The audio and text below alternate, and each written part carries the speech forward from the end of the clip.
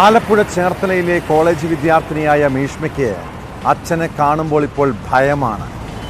അവളുടെ കൺമുന്നിൽ വെച്ചാണ് അച്ഛൻ അമ്മയെ തലമുടിക്ക് പിടിച്ച് തലഭിത്തിയിലിടിച്ചതും രണ്ടാം നിലയിൽ നിന്ന് താഴേക്ക് വലിച്ചെറിയുകയും ചെയ്തത്.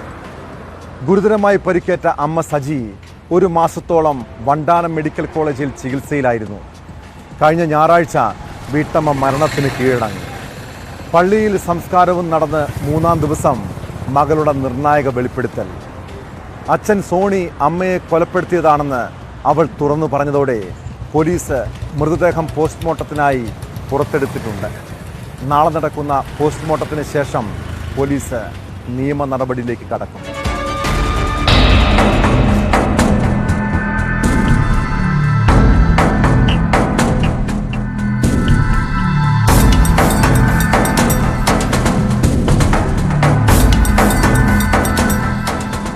തലയ്ക്ക് പരിക്കേറ്റ് വണ്ടാനം മെഡിക്കൽ കോളേജ് ആശുപത്രിയിൽ ചികിത്സയിലായിരുന്ന സജി കഴിഞ്ഞ 9-നാണ് മരിക്കുന്നത്.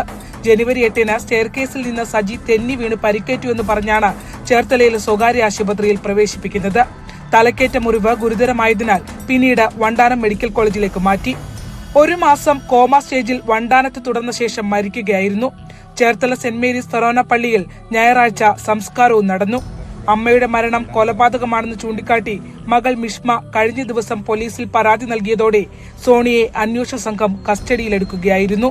RDO അനുമതി നൽകിയതോടെ സംസ്കാരം കഴിഞ്ഞ് 3-ാം ദിനം പള്ളി സെമിത്തേരിയിൽ നിന്ന് മൃതദേഹം പോലീസ് പുറത്തെടുത്തു.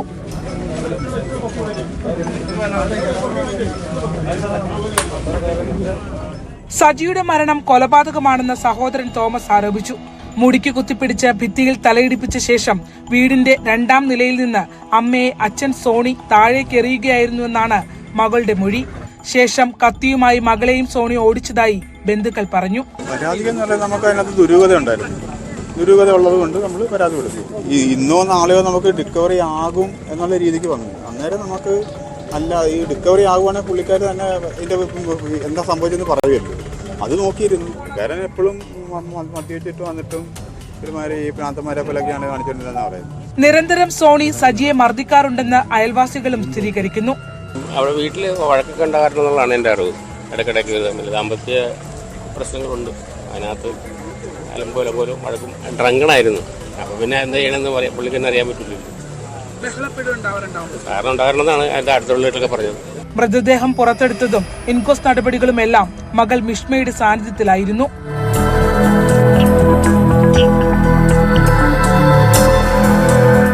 ഇൻക്വസ്റ്റ് പൂർത്തിയാക്കി മൃതദേഹം വണ്ടാനം മെഡിക്കൽ കോളേജിലേക്ക് മാറ്റി. പോസ്റ്റ്മോർട്ടം വ്യാഴാഴ്ച നടക്കും. നിലവിൽ അസ്വാഭാവിക മരണത്തിനാണ് കേസെടുത്തിട്ടുള്ളത്. പോസ്റ്റ്മോർട്ടം റിപ്പോർട്ടിന് ശേഷമാകും പോലീസ് കൂടുതൽ നിയമ നടപടികളിലേക്ക് കടക്കുക.